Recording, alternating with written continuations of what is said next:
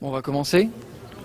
Bonjour, je m'appelle Guillaume Tardif, je suis consultant indépendant, je travaille dans le domaine Java depuis 1998 et je vais vous parler aujourd'hui des lambda, du JDK 8. Donc je vais présenter ça à travers du code et une démonstration. Je vais vous présenter la syntaxe des lambda, enfin quelques exemples de syntaxe, et puis on va rentrer un petit peu plus dans les choix de conception qui ont été faits dans l'implémentation des lambda dans le JDK 8. Donc target typing et defender method, on va rentrer un petit peu dans ces concepts et voir pourquoi ça a été mis en place. Alors c'est mon seul slide, donc pour la suite on va faire du code. Juste avant de rentrer dans le code, le JDK 8, donc vous pouvez le télécharger et l'utiliser. Donc il y a un compilateur, un exécuteur de code Java. Donc si vous tapez sur Google JDK 8 lambda, vous allez tomber sur cette page-là. Où il y a un certain nombre de docs sur les lambda.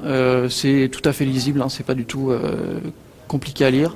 Donc notamment vous avez le state of the lambda et puis vous pouvez télécharger le JDK 8 ici. Et vous avez différentes plateformes. Alors en fait il y a aussi une plateforme pour Mac qui est disponible. Quand j'ai commencé à préparer cette démo, je savais pas que ça existait, ou peut-être que ça n'existait pas à l'époque. Donc j'avais commencé à faire la démo sous une VM, sous Ubuntu, et puis je vais vous faire la démo sous Mac puisque c'est disponible. Donc c'est pas encore affiché sur la page, mais en tout cas sachez que ça existe. Donc vous téléchargez le JDK et puis on va pouvoir déjà vérifier ce qu'on a comme version de Java. Donc sous ce JDK sous Linux, ça se présente sous forme d'un zip, vous les IP, puis c'est un JDK tout à fait normal avec les répertoires habituels, vos exécutables JavaC, Java, etc. Les sources, c'est vraiment présenté comme un JDK standard. Sous Mac, ça se présente aussi comme un JDK standard. Donc ici j'ai mon JDK 8 qui est celui que j'ai mis par défaut. Et puis ici, je vais pouvoir vérifier que je suis bien en version 8. Donc voilà. Là, ça s'installe vraiment comme un JDK standard. Il n'y a pas de choses spécifiques au fait que ça soit une preview. Jusque-là, ça se passe bien. Et puis, on va faire Hello World en Java, donc en utilisant des lambda. Donc je vais me mettre dans Eclipse, et puis dans Eclipse, je crée un projet Java, j'ai installé les sources du JDK 8, donc on va pouvoir browser dedans, ça va être intéressant. Là encore, rien de spécifique au fait que ce soit une preview, ça s'installe de façon tout à fait standard dans Eclipse, il trouve les sources tout seul. Et puis je vais faire une classe main.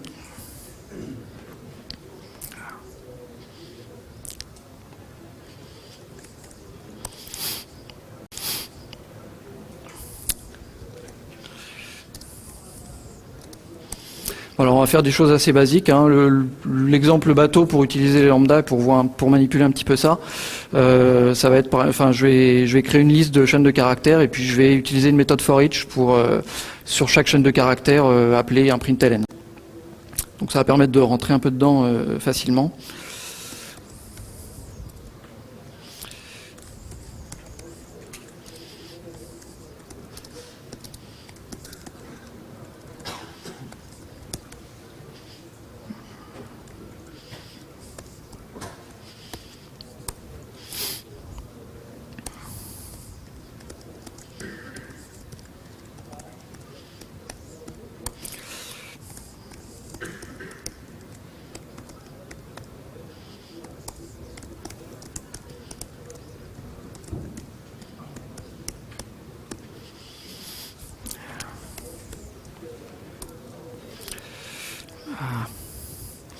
Donc voilà, jusque là il n'y a rien de nouveau, c'est une liste toute simple. Et puis sur cette liste,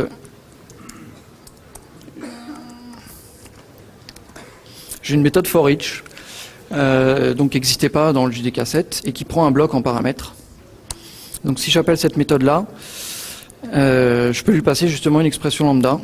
Donc ici je vais dire que pour chaque chaîne de caractères, je vais appeler la méthode systemoutprintln.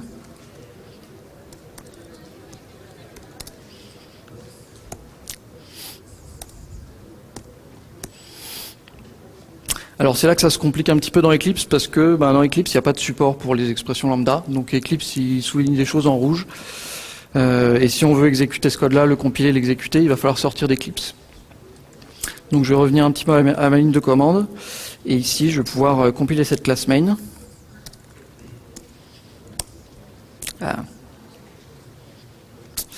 pardon, javac.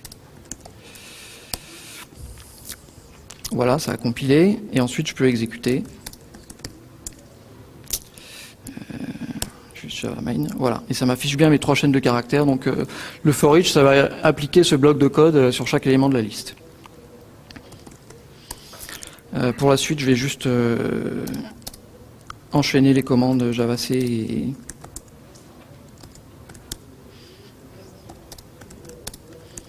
donc là, à chaque fois, ça va recompiler et réexécuter mon code. Voilà. Donc là, j'ai cette méthode for each qui prend un bloc en paramètres, et puis je peux passer cette expression lambda. Alors on va détailler un petit peu à quoi ressemble cette syntaxe d'expression lambda. Là, j'ai une méthode qui est un petit peu, enfin j'ai une syntaxe qui est un petit peu raccourcie. En fait, la syntaxe plus explicite, ça serait de mettre les paramètres entre parenthèses et puis de préciser que mon élément S c'est une string puisque j'ai une liste de chaînes de caractères. Et puis de ce côté-là de la flèche, je vais aussi pouvoir préciser que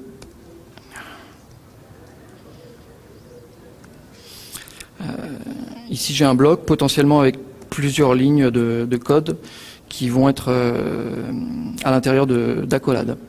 Donc voilà, si j'ai une expression lambda qui est un peu complexe, qui a plusieurs éléments, plusieurs paramètres en input, je vais pouvoir les séparer par des virgules, et puis je vais pouvoir avoir éventuellement plusieurs éléments dans mon bloc avec des accolades. Quand je suis dans un cas simple, ici ma chaîne de caractères, ma liste de chaînes de caractères, elle est typée, je sais que c'est des strings, donc j'ai pas besoin de préciser string, il y a de l'inférence de type qui permet de préciser juste S. Si j'ai un seul paramètre, je peux retirer les parenthèses.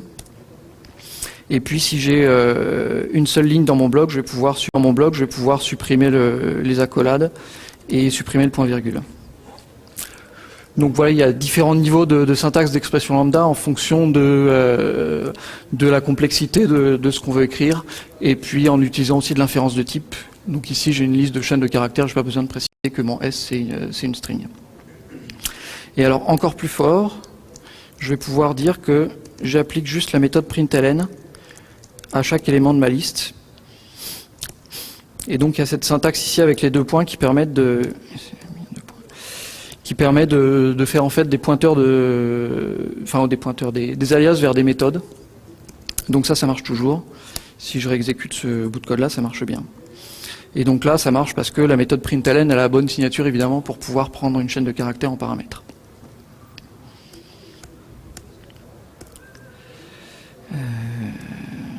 Je vais juste revenir à ma version précédente.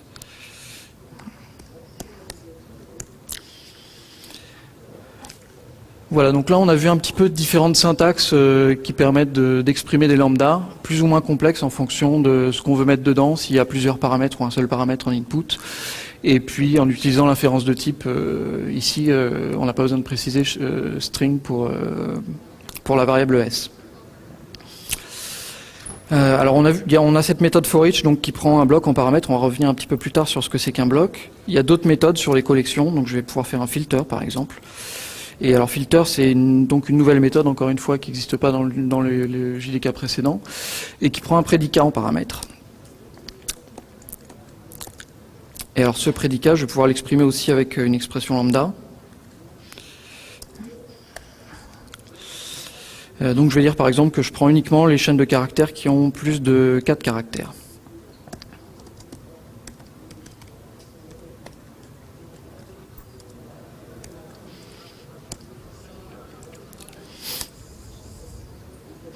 Donc ça marche bien, ça m'affiche uniquement David et Guillaume, et puis Eric il a uniquement 4 caractères, donc c'est pas strictement supérieur à 4. Et donc j'ai toute une collection de méthodes comme ça qui peuvent prendre des lambdas en paramètres. Alors si je veux regarder un petit peu plus en détail ce que sont ces lambdas et pourquoi la méthode filter elle prend un prédicat, l'expression lambda ici je peux l'extraire et je peux effectivement l'affecter à un objet de type prédicat. Dans mon cas c'est un prédicat de string parce que j'ai une liste de chaînes de caractères. Prédicat c'est donc une nouvelle interface qui existe dans Java Util Functions, dans le JDK 8. Et à ce prédicat, je vais pouvoir affecter directement mon expression lambda. Alors, il faut que je lui donne un nom, évidemment. long name, et puis je peux le passer en paramètre de ma méthode filter.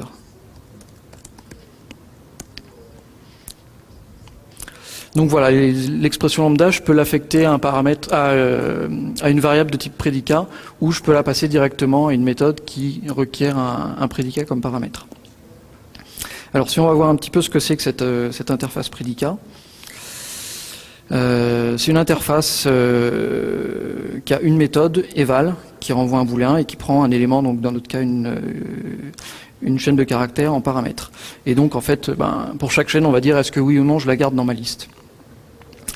Alors pour les gens qui connaissent les collections Guava, ça va être des choses qui sont assez connues.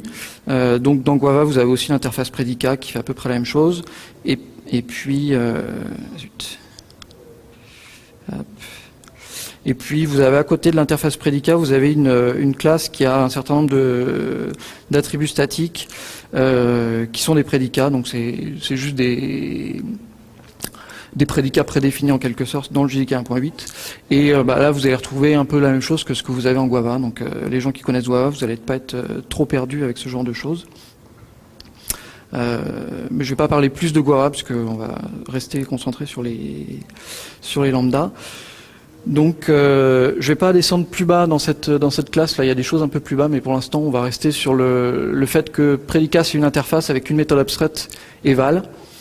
Et donc si je reviens sur ma classe main, je vais pouvoir affecter à un prédicat n'importe quel lambda dont la signature de méthode va matcher cette méthode eval. Et en fait, donc les lambdas, je vais pouvoir les affecter à n'importe quelle interface qui a une seule méthode. Et il faut que la signature de l'expression lambda matche la signature de la méthode de l'interface. Et donc ici, je vais pouvoir faire pareil, par exemple, pour le sysout. Je vais pouvoir l'extraire et l'affecter à un bloc.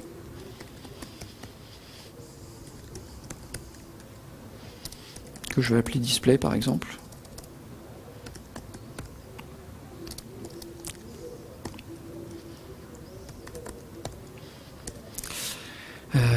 Il faut que j'importe bloc qui fait aussi partie de Java Util Functions.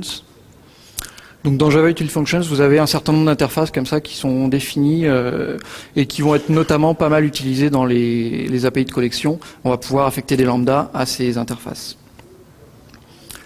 Je vérifie que ça marche toujours ce que je suis en train de faire. Voilà, ça marche toujours. Et donc l'interface bloc, si je vais regarder un petit peu ce qu'il y a dedans, ça va être assez similaire. Hein. J'ai une méthode apply qui prend un t, donc dans mon cas une string en paramètre, et qui renvoie void. Et donc systemout.println, ça fait exactement ça, donc j'ai la bonne signature.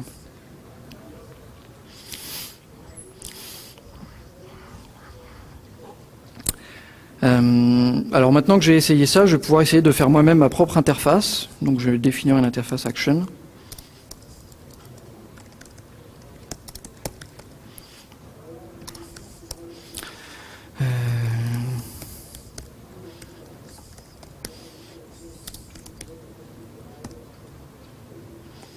Et puis je vais pouvoir définir une action en utilisant des lambdas. On va faire un hello world parce que j'ai toujours pas affiché hello world à l'écran. Donc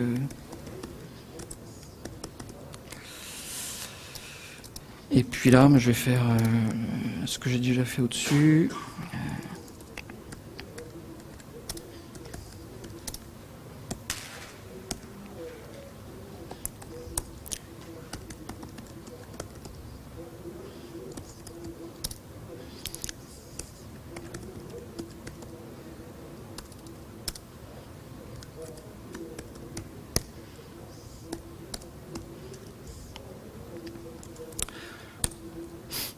Voilà, donc ça marche bien, j'exécute bien la méthode exécute sur mon interface, et l'interface, elle est instanciée en utilisant une expression lambda.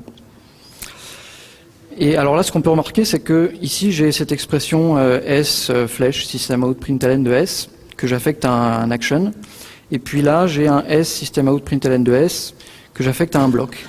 Et ces deux interfaces qui ont vraiment rien à voir, il n'y a pas d'héritage entre action et bloc, ou ces deux interfaces qui ont absolument rien à voir. Et de fait, si j'essaye d'utiliser ma variable display ici, ça marche pas du tout. Si je fais display là, on pourrait se dire c'est la même expression lambda, donc je peux l'affecter indifféremment. Et là, si j'essaye de compiler ça, Le JDK 8 me dit que j'ai des types incompatibles, j'ai un bloc d'un côté, un action de l'autre, et donc ça marche pas. Pardon ?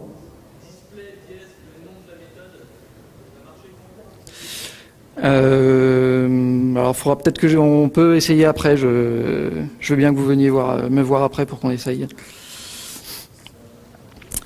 Donc, ce que je voulais montrer là, c'est que l'expression lambda, elle est typée à partir du moment où on l'affecte à une variable qui a un type particulier, ou à partir du moment où on la passe en paramètre à une méthode qui requiert un prédicat ou une action.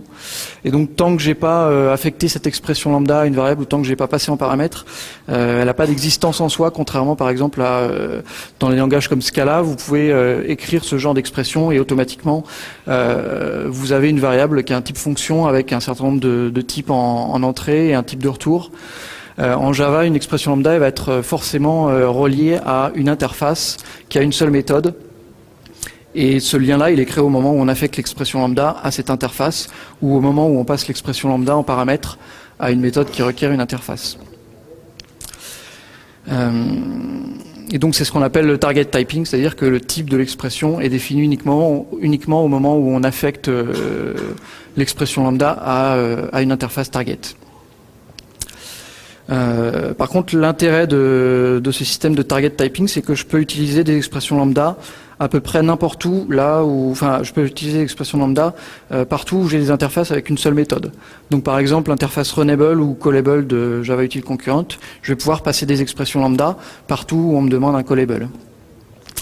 Ou voire même si je vais reprendre une librairie AWT, des librairies qui datent quand même du siècle dernier, add action listener, je vais pouvoir lui passer une expression lambda en paramètre. Donc je peux réutiliser des librairies qui n'étaient pas du tout prévues au départ pour le système de lambda et passer des lambda en paramètre dans ces librairies. Ça va fonctionner dès que j'ai une interface avec une seule méthode. Dans les docs JDK8, c'est appelé des functional interface. Donc dès que j'ai une functional interface, je vais pouvoir passer une expression lambda en paramètre. Donc ce qui permet d'utiliser les expressions lambda dans énormément de librairies existantes sans avoir besoin de réécrire les librairies spécifiquement pour les lambda. Alors tout à l'heure on a regardé un petit peu ce qu'il y avait dans la classe predicate et puis je vous ai dit que je voulais pas trop aller voir tout de suite ce qu'il y avait en dessous de cette méthode eval de t. Alors on va regarder maintenant ce qui se passe un peu plus bas. Donc dans cette interface j'ai une méthode eval de t qui est abstraite et puis j'ai d'autres méthodes. Donc ici j'ai une méthode end qui va me permettre de chaîner des prédicats. Et ce qui est complètement nouveau, c'est que j'ai une implémentation dans cette interface. Donc la méthode end, elle a une implémentation par défaut. Et ça veut dire que quand je vais implémenter l'interface prédicat, j'ai pas besoin de fournir un corps de méthode pour la méthode end. Et automatiquement, je vais pouvoir chaîner mes prédicats avec end. Alors en dessous, plus bas, il y a des end, des or, etc. Donc on va pouvoir chaîner les prédicats avec ces méthodes sans avoir besoin d'implémenter la méthode end ou la méthode or à chaque fois qu'on veut créer un nouveau prédicat. Et évidemment, si on a une interface qui a des implémentations par défaut et qu'on veut surcharger ces interfaces, c'est possible aussi. Donc c'est vraiment par défaut. Et là, on est bien dans une interface, on n'est pas dans une classe abstraite. Donc ça veut dire qu'en Java, on peut hériter d'une seule classe abstraite, mais par contre, on peut implémenter plusieurs interfaces. Donc là, on vient juste d'introduire l'héritage multiple en Java, y compris l'héritage d'implémentation de méthodes. Donc c'est un changement qui est assez violent, on va dire, enfin qui apporte énormément de choses, ça ouvre beaucoup de portes en Java. Et donc ça veut dire que ici sur mon prédicat, je vais effectivement pouvoir faire un end, et donc là je vais pouvoir chaîner les prédicats sans avoir besoin d'implémenter ces méthodes end et or à chaque fois que je vais faire un nouveau prédicat.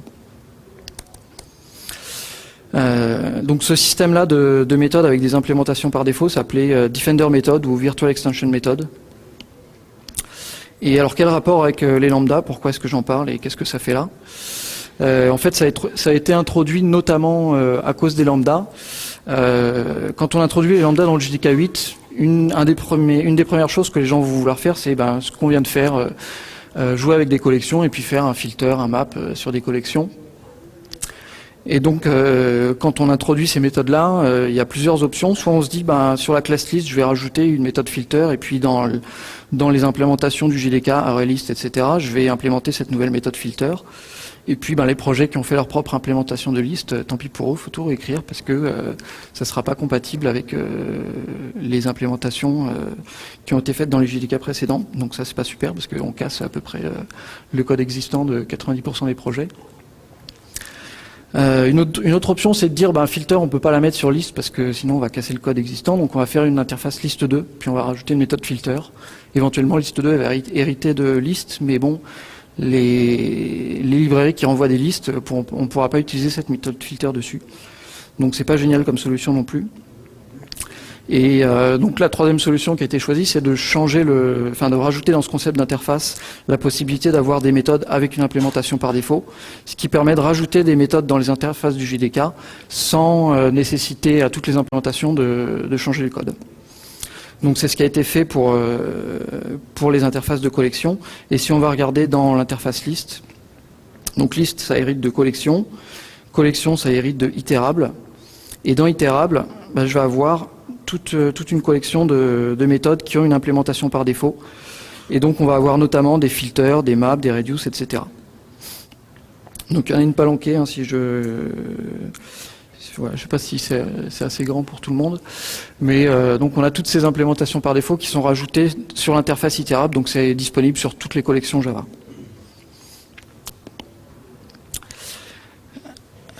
Et puis on va pouvoir essayer un petit peu ce système d'implémentation par défaut, parce que évidemment ça existe dans les interfaces du JDK, mais on peut les utiliser nous-mêmes. Donc je vais pouvoir rajouter une deuxième méthode ici, execute update par exemple. Execute uppercase.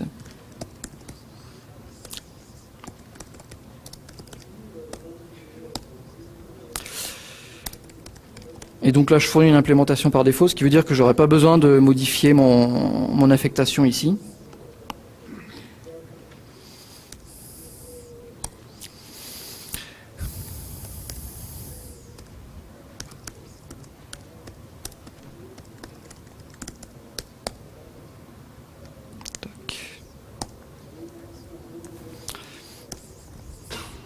Bon là Eclipse il me souligne toujours les choses en rouge parce qu'il ne comprend pas la syntaxe JDK 8. Mais alors ici je vais appeler execute update si je veux tester cette nouvelle méthode.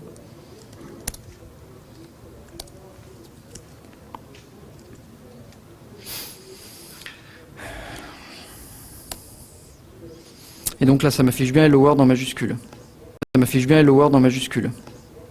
Donc typiquement ce système de méthodes avec des implémentations par défaut, ça va permettre d'avoir des API qui sont beaucoup plus sympas avec des méthodes raccourcies comme ce que je viens de faire, ou des API un peu fluentes comme le chaînage de prédicats, le chaînage de blocs.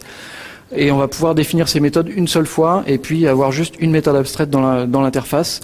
Et si on a une interface avec une méthode abstraite et n méthodes avec des implémentations par défaut, c'est une interface qui est bien candidate pour lui affecter des lambdas.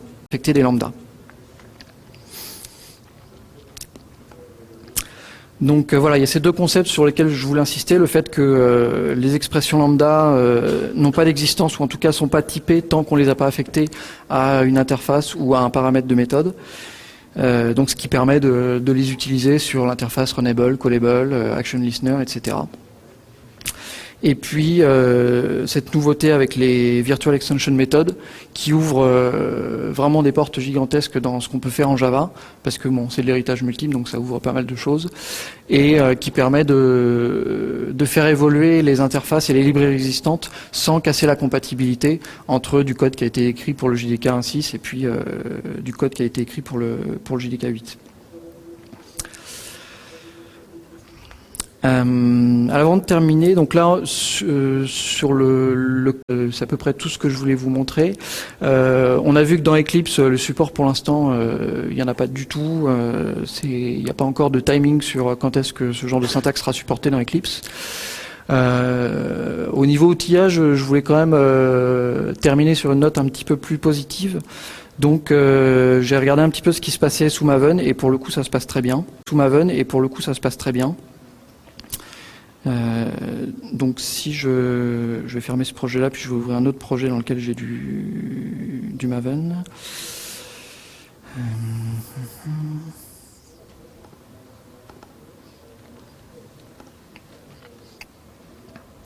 Donc là, j'ai un projet Maven avec quelques dépendances vers des librairies, notamment des librairies de test, JUnit, Mockito.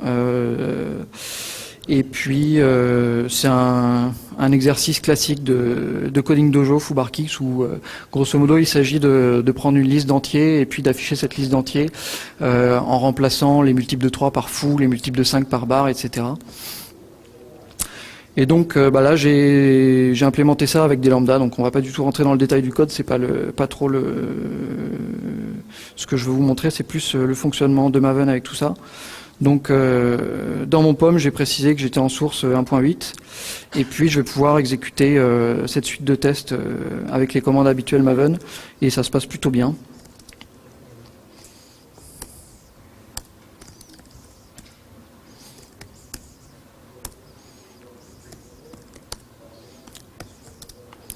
Déjà je vais vérifier. Donc mon Maven, je suis bien en Maven 3 et puis en JDK 1.8.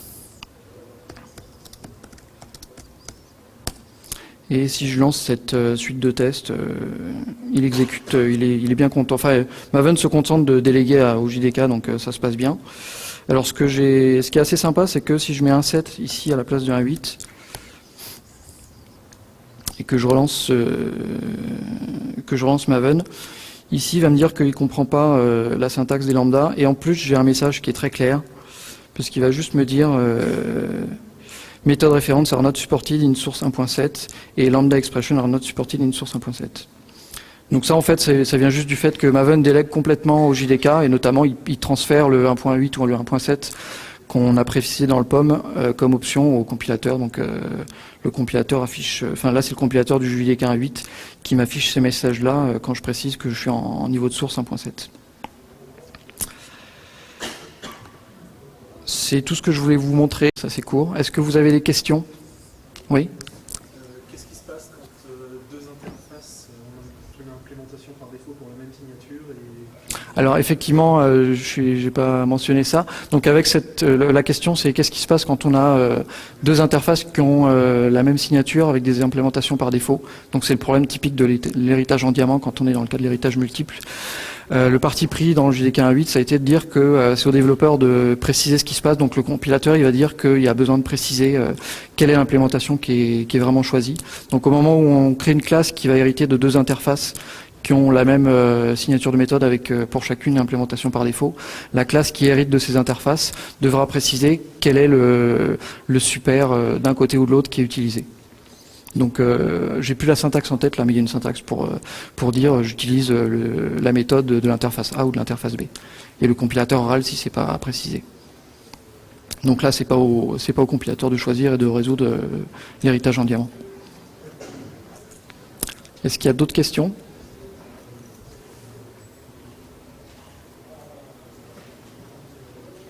C'est tout, je vous remercie.